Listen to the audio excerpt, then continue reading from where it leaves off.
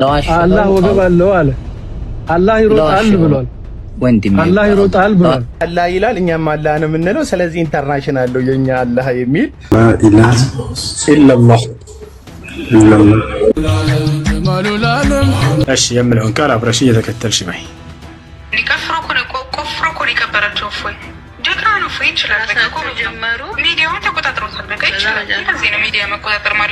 ካረጋገጠ በኋላ እየጠበቀ ነው የሚያውቀው። ይሄንን ነው ህዝበ ሙስሊሙም ይሄንን ነው ማየት የሚፈልገው። ምክንያቱም እፎይ በየዕለቱ 3 ሰዓት ተኩል ላይ ገብቶ የራሴ ምልከታ ግን ለመናገር ከሆነ ልጁ ላይ እንዳየሁትኝ ፍርሃት ነበረበት።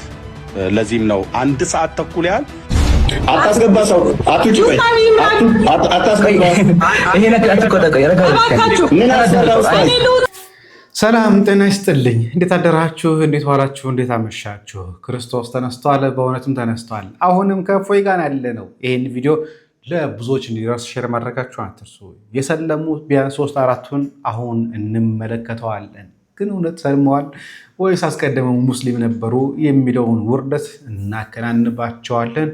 ተከታተሉ። ከዛ በተጨማሪ ሙስሊሞች ከእፎይ ውይይት ጋር በተያያዘ ምን አሉ፣ ክርስቲያኖችስ ምን እያሉ ነው የሚለውንም ሁለቱንም እንደ ኮምፓሪዝን ለማቅረብ ሞክራለሁኝ። ምክንያቱም በአንድ ሳይድ ብቻ ያጋደለ እንዳይሆን ከሁለቱም ሳይድ ለማቅረብ ልሞክር። ከዛ በፊት ግን መግቢያውን እንመልከት። ይህ ራስ ምታት የተባለ ወንድማችን ያው ስሙ ፌስቡክ ላይ ራስ ምታት ብሎ ቲክቶክ ላይ ራስ ምታት ብሎ የጻፈው እንዲህ ይላል። ወንድም ሁሴን እና ወንድም ዕምራን በአካል 2 በሰውነት 1 ናቸው። ስለዚህ 2 ምናምን እያላችሁ አትቀባጥሩ። 1 ሰው ነው። ስለዚህ እነኚህ 2ቱ 1 ስለሆኑ እፎይ ለብቻው እነኚህን 2ቱን ይግጠማቸው። ምክንያቱም 1 አይደሉም። በአካል 2 ይሁን እንጂ በሰውነት 1 ናቸው። ስለዚህ እፎይ ለብቻው ይግጠም የሚል ሀሳብ አንስቶ ነበረ። ማታ ይህን ቪዲዮ እፎይም ሲያሳየው ነበረ።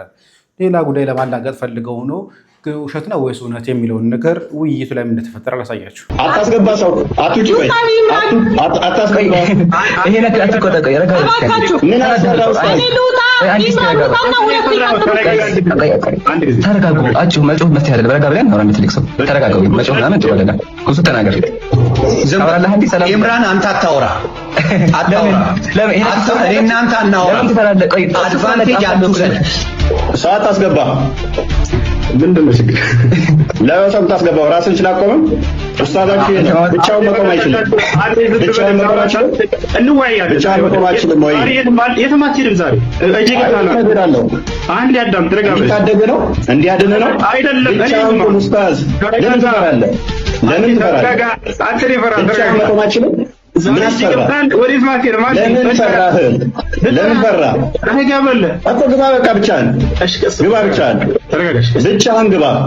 መግባታችንን ቀስ በል። ተረጋጋሽ። መግባታችንን ወይ መግባታችንን ወይ ተረጋጋ። ምን አስፈራ? አስፈራ ነበረ። አቅም እንደዚህ ነው። አቅም እንደዚህ ነው። እሺ እንደዚህ ነው። እናውራ። ተረጋጋ። ጎበዝ። ስለዚህ አሰጣው እንደተመለከታቸው 2ቱን ካልገጠምን ብለው እልህ አስጨራሽ ጉዳይ ሲያደርጉ ነበር። እፎይ ለ2 ነው መግጠም የምንፈልገው እንጂ አንድ ኡስታዝ ብቻ አይበቃውም የሚል ነገር ተመልክተናል። እስቲ ወደ ሰለሙት ደግሞ እንምጣ። አይገርማችሁም? ወደ ሰለሙት እንሂድ። ከሰለምት ጋር በተገናኘ የተወሰነ መጠን ሙሉ ፕሮፋይላቸውን ለማሳየት ስለመሞክር እንደምትታገሱኝ ተስፋ አደርጋለሁ። ላይክ እያደረጋችሁ ምለውን ቃል አብረሽ እየተከተልሽ በይ። እሺ አሽሃዱ አሁን እየሰለመች ያለችው ሂሩት የምትባለው አሽሃዱ አላ ኢላሃ ኢላላህ እንደምታዩት አሁን የሰለመችው ሂሩት ይቺ ነች። ይህች ልጅ ማለት መዳን እኮ በማንም የለም በመሐመድ መንገድ ቢሆን እንጂ አለይሂ ሰላቱ ወሰላም። ይህች ነች። ይህች ማለት ወደ ገጿ ስንገባ ሂሩት የምትባለው ነች። ሂሩት ይችትን አሁን አያችኋት። ያው ሂሩት ምናምን ይላል እዚህ ጋር እንደምታዩት። እስቲ ወደ ኋላ መለስ ብለን ቪዲዮቿን እንይ ብለን ገባንና አየን።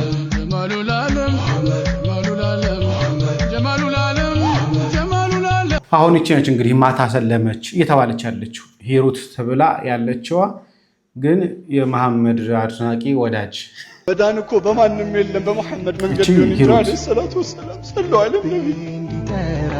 መቼ እንደተለቀቀ ማየት ምንም ጥርጥር የመቼ እንደሆነ ማየት ይቻላል። እቺ ነች አንደኛው የሰለመችው። ሁለተኛው የሰለመችውን ደግሞ እንመልከት፣ ወይ ደግሞ የሰለመውን አካል እንመልከት። አለን አልሐምዱሊላህ። ደህና ነሽ? ደህና ነኝ። እንዴት ነህ? መሰረት ጫኔ ይላል ሌላኛው የሰለመችው። አለን አልሐምዱሊላህ። የመሰረት ጫኔ ፕሮፋይሏ ስር ተመልከቱ። የማርያምን ተውትና እዚህ ጋር ተመልከቱት። ላይቭ ላይ ገና እየሰለመች ነው። ምን እንደሚለው አይ አም ኤ ሙስሊም። የሰለመችዋ ልጅ ቀድማ ምንድነች? ሙስሊም ነች። አካውንቷ ራሱ አይ አም ኤ ሙስሊም የሚል ነው። በአማርኛ ግን ሃንድለዋ ወይ ደግሞ ሊንክ እንትኗ አይ አም ኤ ሙስሊም የሚል ነው። መሰረት ጫኔ ገና አሁን እየሰለመች ነው። መስለን ፈልጌ ነው ትላለች፣ ግን ምንድነች? ሙስሊም። እንቀጥል።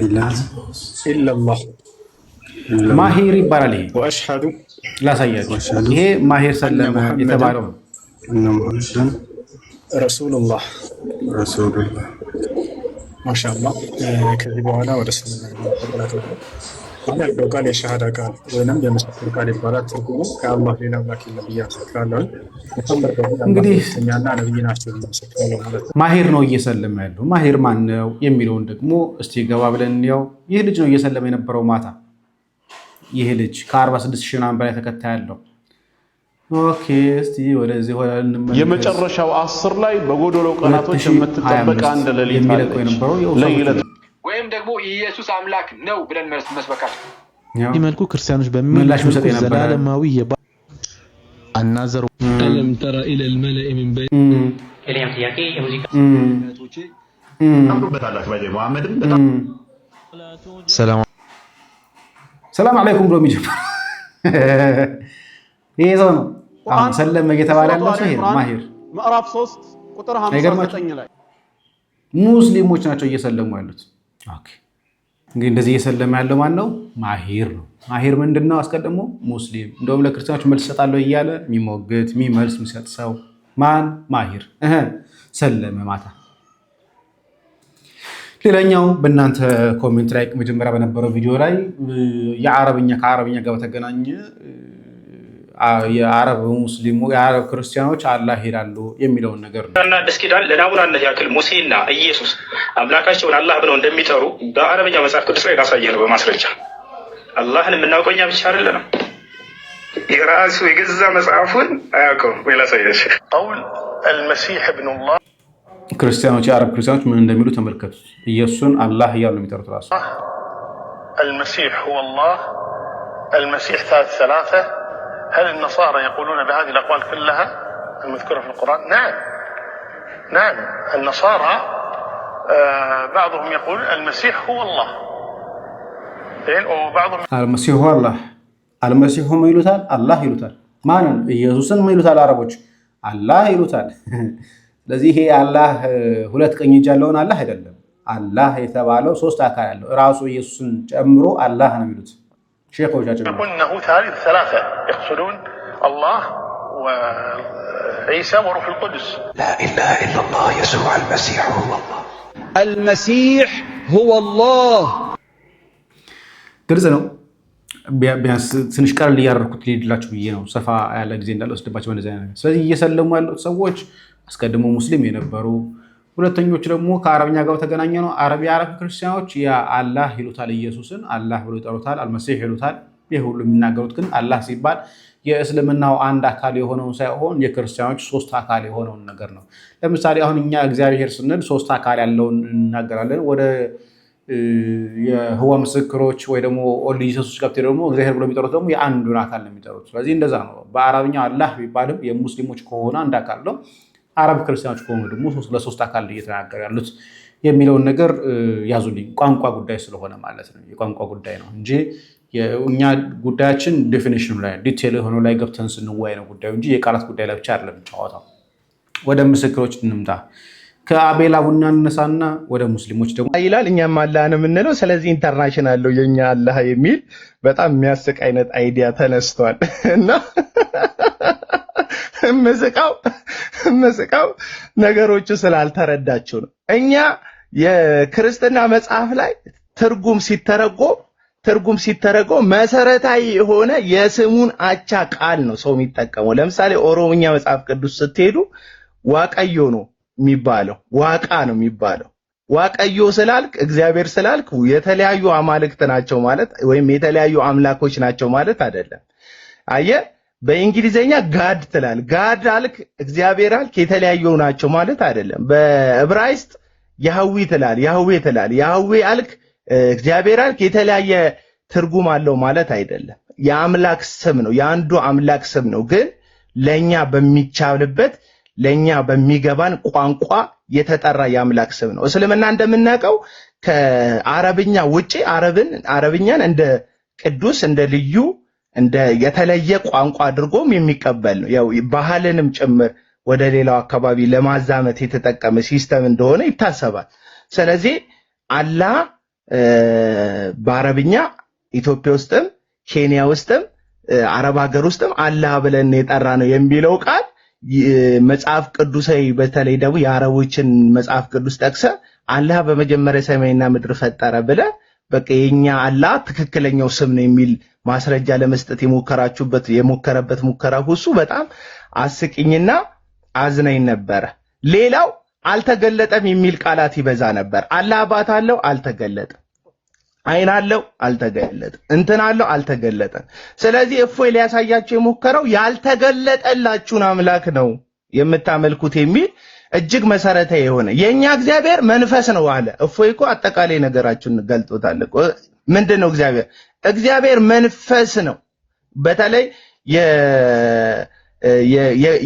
የእግዚአብሔርን ቃል የዮሐንስ ወንጌል ምዕራፍ 4ን ኢየሱስ ክርስቶስ ከሳምራዊቷ ጋር ያወራውን ሐሳብ አንስቶ እግዚአብሔር አምላክ መንፈስ ነው አለና በእውነትና በመንፈስ ሊመለክ እንደሚገባው የሚያሳየውን ጥቅስ ጠቅሷል። የኛ እግዚአብሔር መንፈስ ነው።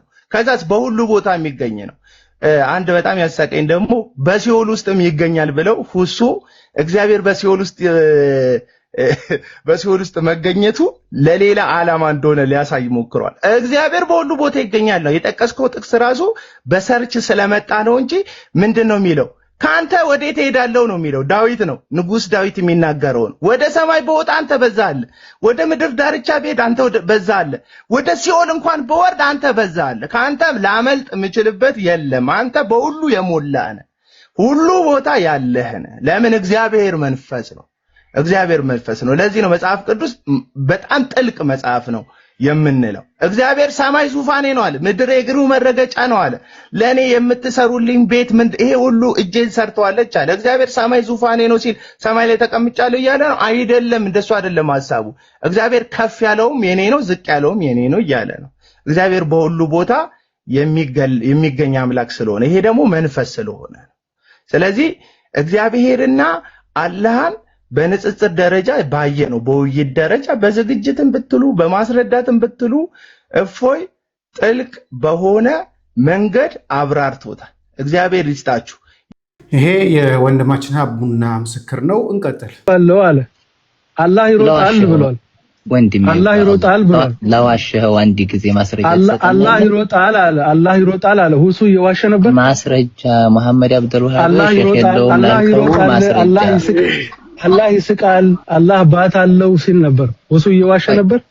ማስረጃ ትሰጠናለህ ወይስ አትሰጠንም? አላህ ባት አለው፣ አላህ ወገብ አለው፣ አላህ ይሮጣል ሲል ነበር። ሳልተጠየቅም ወንድማችን፣ ስለዚህ አልተጠየቅም። መሐመድ አብዱልዋሃብ ምንድነው? አንተ ልጠይቀኝ ምንድነው? አንተ ማን ነህ? እኔ ስለዋሸህ ነው። ውሸትህን አንተ ማወቅ ስላለብኝ ነው። እኔ እኮ እኛም የዋሸን ሰው እያጋለጥን ነው እኮ የዋሸን ሰው እያጋለጥን ወገናችን መረጃ ካለ በመረጃ አውራ እኮ ፖለቲካ ቤት አይደለም። እውነት ነው። አላህ ሱብሃነሁ ወተዓላ ይሮጣል ወገባለው የሚል ሰው ካለ መረጃ ይስጠን። አለበለዚያ ሌላ ወሬ አንፈልግም።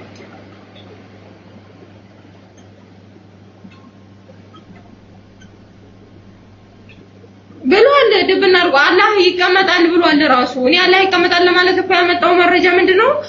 እግዚአብሔር በዙፋኑ ላይ ሆነ የሚለው መረጃ ነው የጠቀሰው ራሱ። ሱብሃን الذي هي الله ይሞት ብሏል። ያጀማ አላለም የምትሉ ሰዎች አላህን ጥሩ ያለውን ነው። እኛ እንጨምርበት አንቀንስበት ምን ይሰራልናል? እኛ እሱ እኮ ምንም ያደርግልን ነገር የለም። ያለውን ነው ያላለውን ብሏል አንልም መቼስ። እናንተ እኮ እያያችሁ ራሱ አታምኑ። በነገራችን ላይ ወሃቢያ ከባድ ነው። ወሃቢያ ከባድ ነው። ለምን ሲባል ሲዋሽ እንኳን አይን የለው። በቀቀን ይጣጡ አላህ ይሮጣል። አልስቅም። ወንድማችን ቆስጠንጢኖስ ደግሞ ቴዲ ቤት ገብቶ የተናገረው ላሰማችሁ። ከዛ የሙስሊም እናያለን ነው የሚያውቀው ይሄንን ነው። ህዝበ ሙስሊሙም ይሄንን ነው ማየት የሚፈልገው። ምክንያቱም እፎይ በየዕለቱ 3 ሰዓት ተኩል ላይ ገብቶ የሚያስተምረው ትምህርት ላይ ወደ 10 ምናምን ሺህ ሰው ይዞ ቁጭ ብሎ የሚያስተምረው ትምህርት ላይ በጣም ብዙ ሙስሊሞች ይሳተፋሉ። እዛ ትምህርት ላይ እየመጡ ሁሌ ምን ይላሉ? እስቲ ወንድ ከሆንክ ውሱን ግባና አውራው ይላል። ምክንያቱም ያ ኡስታዝ ምን እያለ ይላል በቤቱ እፎይ የሚያወራቸው እንዳለ ውሸት ናቸው፣ ቀጥታ ናቸው ይላል። ግን ዛሬ ውይይቱ ላይ ምን አየን? ምን ተመለከትን? አንዱም እፎይ የሚያወራው ነገር ውሸት እንዳልሆነ ተመልክተናል። ምክንያቱም ውሸታም ነህ ቀጥፈሃል ያለው እንግዲያውስ ምንድን ያለው? ትክክል ነህ ያለው። አንተ የገለጽከው ነገር እንዳለ አለ ብሎ ነው የመሰከረለት። ይሄን ያየነው። ይሄ ግራ ሲጋባ የነበረው ሙስሊም እፎይም ቀጥፋል ሲባል የነበረው መረጃ በተክላላ ምን ለማድረግ ግልጽ ሆኖለታል ማለት ነው። ፖይንቱን ይዞ ነው የወጣው። ውሸታም ነው የለውም፣ አላህ እንደዚህ የሚባል ነገር የለም፣ እንዲህ መጽሐፋችን አይናገርም የሚባለው ነገር መጅሊሱ እውቅና በሰጠው ኡስታዝ ምን ተደርጓል? ቬሪፋይ ተደርጓል። አለቀ። 5000 ሰው አሰልሟል የሚባለው ኡስታዝ ጉዱ ታይቷል። ትናንትና እኛ የታዘብነው ነገር ይሄን ነው፣ አይተናል። ምክንያቱም እውነት እፎይ ነው ሲቀልድብን የነበረው ወይስ እንዴት ነው የሚባለው ነገር ውሸት ነው ብለን ሰናይ እውነቱን ያየነው ግን ምንድነው? እፎይ በመረጃ እንጂ ያለ ማስረጃ እንደማያወራ ተሳደበ የሚባለው ነገር ገልጠን አየነው።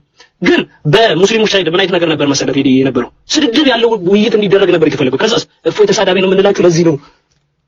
ምክንያቱም ይሄ እንዲህ ነው ኦፌንድ የሚያደርጉ መረጃዎችን እያወጡ ሲናገር እፎይ ተሳዳቢ ነው ለመባል ነበር የተፈለገው። እፎይ ደግሞ እንደዚህ አይነት ነገር አይፈልግም። ምክንያቱም ያ ልጅ ቀጥታ ዋሽቶበታል። በስነ ስርዓት ኦፊሻሊ ይቅርታ የሚጠይቅ ቪዲዮ እንዲለቅለት ይፈልጋል። ምክንያቱም ውሸት ነው፣ ትልቅ ውሸት ነው። ይቅርታ ይጠይቅ።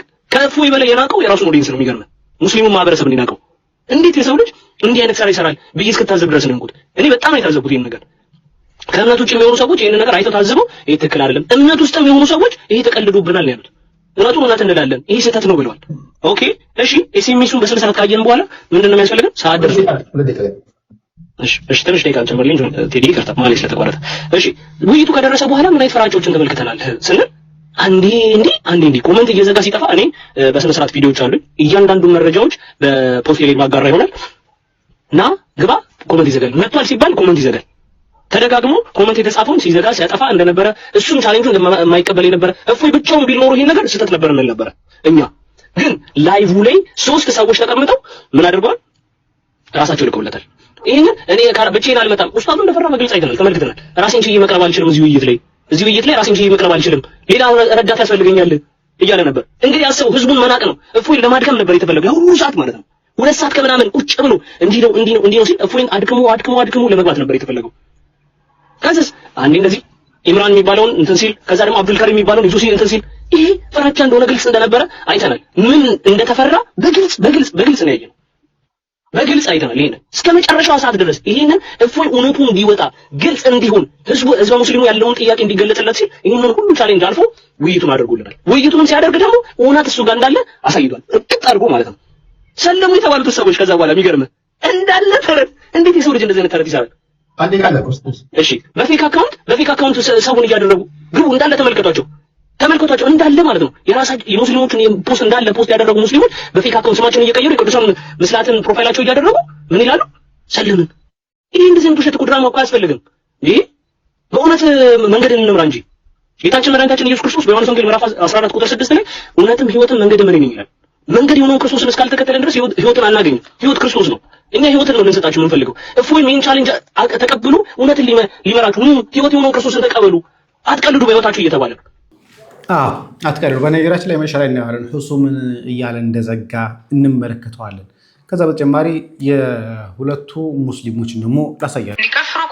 ቆፍሮ እኮ ሊቀበራቸው እፎይ ጀግና ነው። እፎይ ይችላል። በቃ እኮ ጀመሩ ሚዲያውን ተቆጣጥሮታል። በቃ ይችላል። እንደዚህ ነው ሚዲያ መቆጣጠር ማለት። ሲጀመር ልጁ ትንሽ እኮ ነበር የሚፈልገው እፎይ ታውቂያለሽ። እና ትንሽ ነካርኪ ክርቢቱን ጨር አድርገው እሱ ጋዝ ይጨምርበታል። ይሄ አባቱ እንዴ ተቀልዳለሽ። ለዓለማዊ ሰው አልቀረ ምን አልቀረ ንቅ እኮ ነው ያለው። ፋሲካ ነው ታያለ። እፎይ ከባድ ሰው ነው። ኮናቸው ኮናቸው በራሳቸው ምንድነው ተቀጠቀጡት። እንደዛ ነው ያደረጉት እኮ ራሳቸው ሆነ ራሳቸው ናቸው። መጀመሪያ እፎይ ውይይት ሳይቀበል በራሳቸው ጊዜ አመቻችተውን ጽጽሪ አልቀሰራ ቀረ ምናምን ብለው መጀመሪያ ራሳቸው እኮ ናቸው ጀመሩት።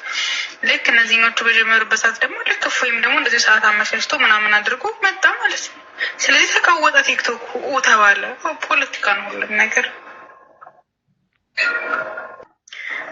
ዛሬ ግን እንዲሁ የምታዘብሽ ቃልዬ እንዲሁ ለሀቅ እነኚህ በነገራችን ላይ ሰለምቴዎች ናቸው። ስለዚህ ግልጽ ነው ብዬ አስባለሁኝ። እስቲ እውነት ለተናገር ወይ ደግሞ ኤርሚያስ ደግሞ ምን እንዳለ ስሙት። ራሴ ምልከታ ግን ለመናገር ከሆነ ልጁ ላይ እንዳየሁትኝ ፍርሃት ነበረበት።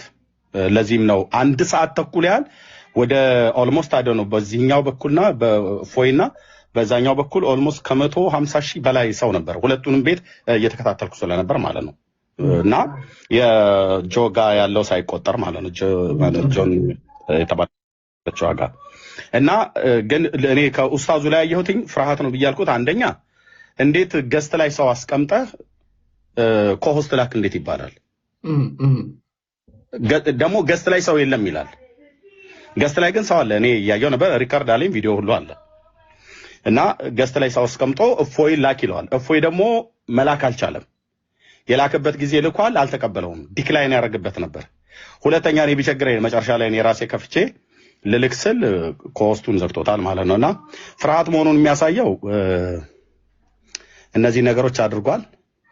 መጨረሻም ላይ ደግሞ በደንብ ፍርሃት መሆኑን እኔ እንድገምት ያደረገኝን ነገር ግምቴን ያረጋገጠልኝ ተገናኝተው በዛም በግራም ነፈሰ ቀኝ እንደሚባለው ተገናኝተው ወደ ዲቤቱ ሊገቡ ሲሉ የደቂቃው አሰጣጥ እንደዚህ ነበር። ያው ስላያችሁት ማለት ነው።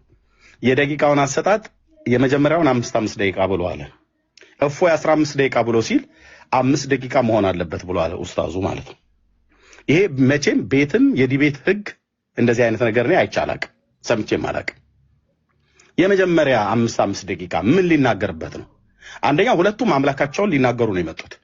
እፎይም የእስራኤልን አምላክ የክርስቲያኖችን አምላክ የምናመልከውን ያህዌን ነው ሊናገር የመጣው እንደ መጽሐፍ ቅዱስ ማለት ነው።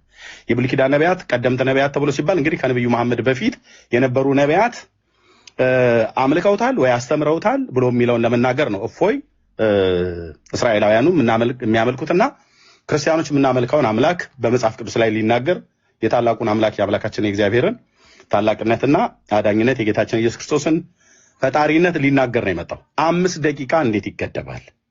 እና በፍጹም ቢያለው እኔ ፍርሃት መሆኑን የገመትኩትን ግምት ጥርጣሬን በደንብ ያጠናከረልኝ 5 ደቂቃ ብሎ ዘጋው ማለት ነው። በየትኛውም የዲቤት ህግ 5 ደቂቃ ሆኖ አያውቅም።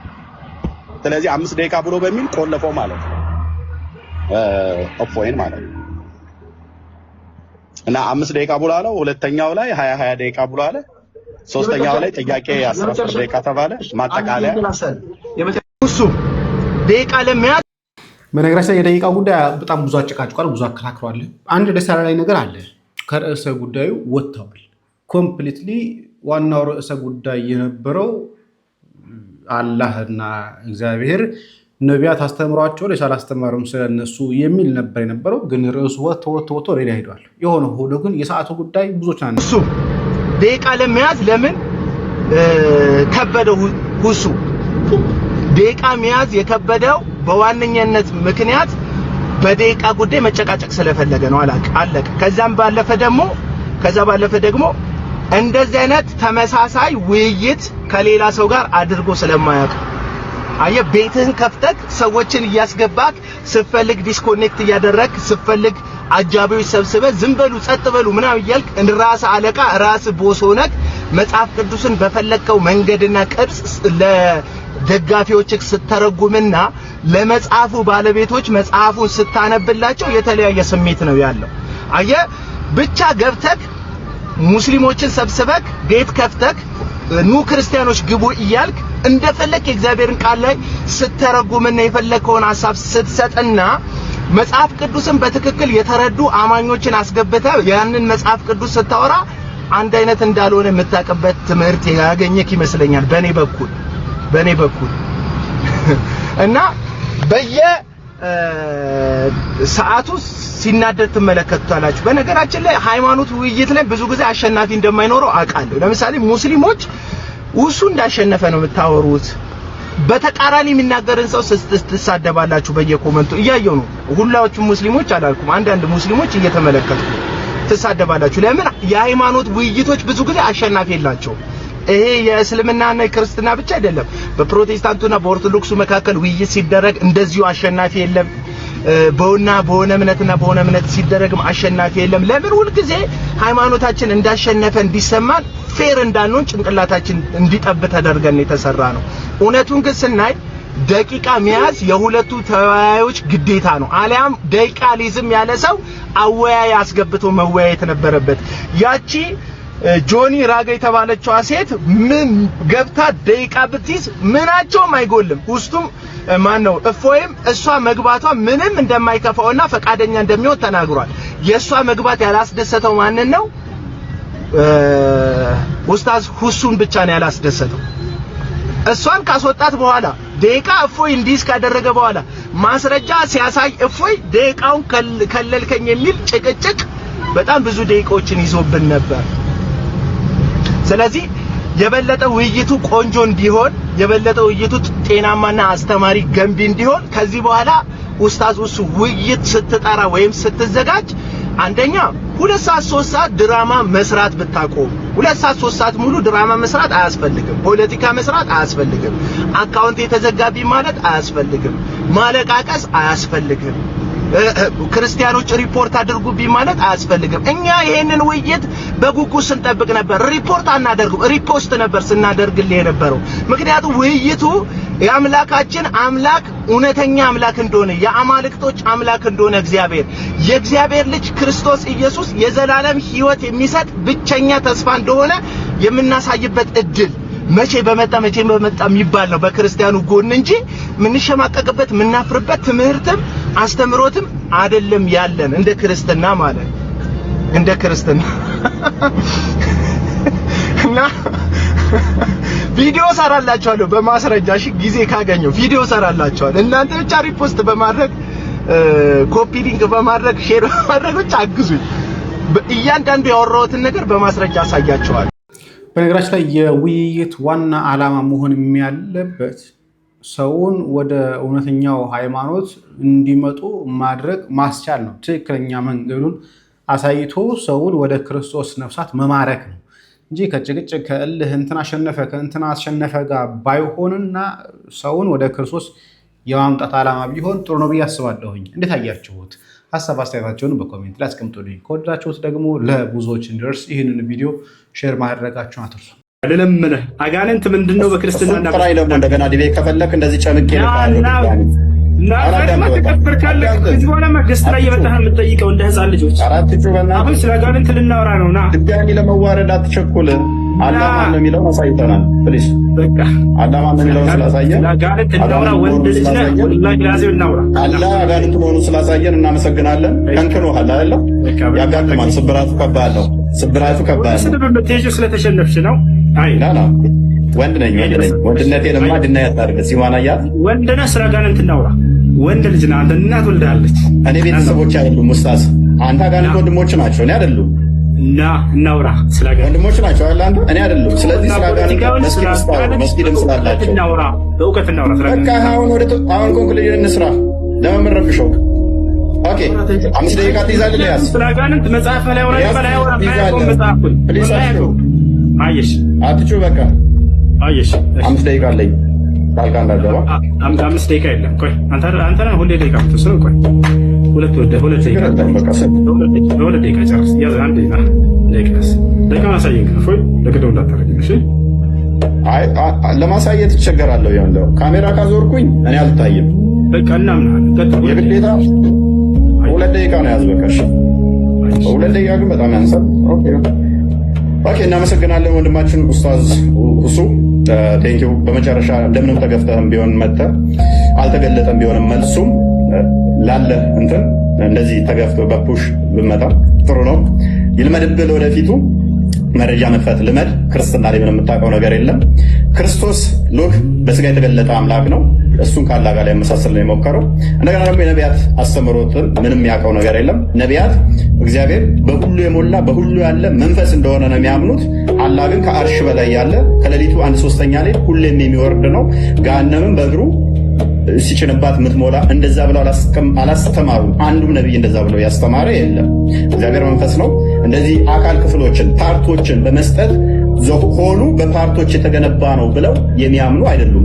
ነቢያቶች አምላካችን ጭንቅላት ይኑረው አይኑረው፣ ብልት ይኑረው አይኑረው፣ አንገት ይኑረው አይኑረው አናቅም ብለው ያስተማሩበት የለም።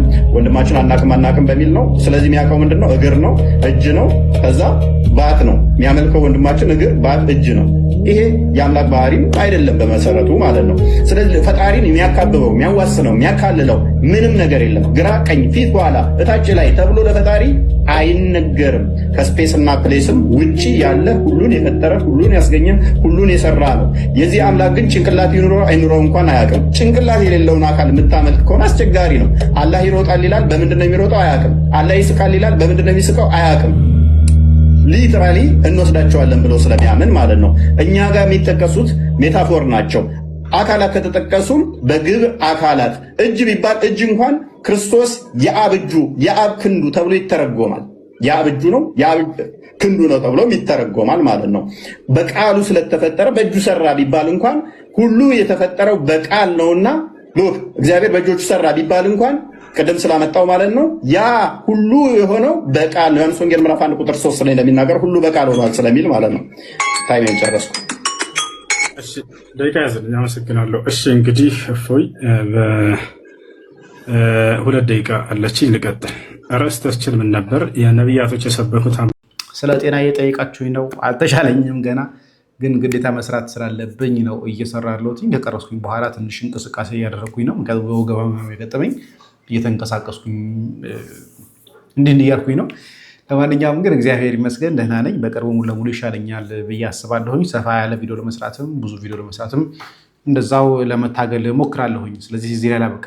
ሰላም እግዚአብሔር ከኔም ከእናንተ ጋር ይሁን። ቸር ቆዩ።